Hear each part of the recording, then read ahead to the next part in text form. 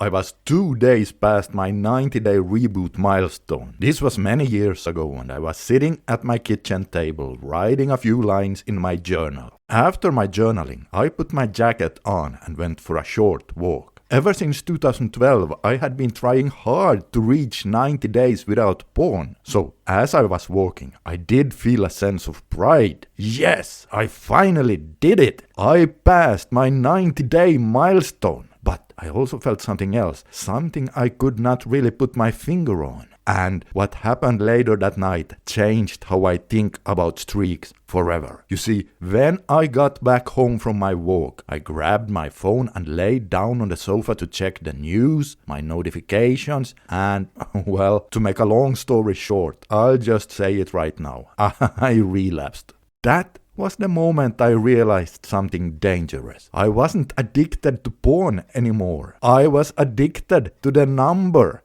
Please let that sink in for a moment. Well, of course I was still addicted to porn, but what I'm saying is it happened because in the later part of my streak, I somehow started confusing my goal with my milestone. You see, originally, reaching day 90 was just a milestone because my goal was to quit porn for good. Every day during this streak, I had been reading success stories over on the site Your Brain on Porn. And there were so many stories there. 60-day success stories, 6-month stories, 1-year stories. But somehow I started more and more only reading the 90-day success stories. And I started putting so much weight on the number itself that I became obsessed over it. You see, this can really happen if we focus too much on days instead of our identity. If my main focus had been on just building a better life, with all the other life goals I had besides rebooting, and on me having an identity of someone who just does not watch porn, then sure, I may still have relapsed at some point, but probably not immediately after achieving the 90-day badge. I wanted to make this video because I think it's important that you understand the difference between milestones,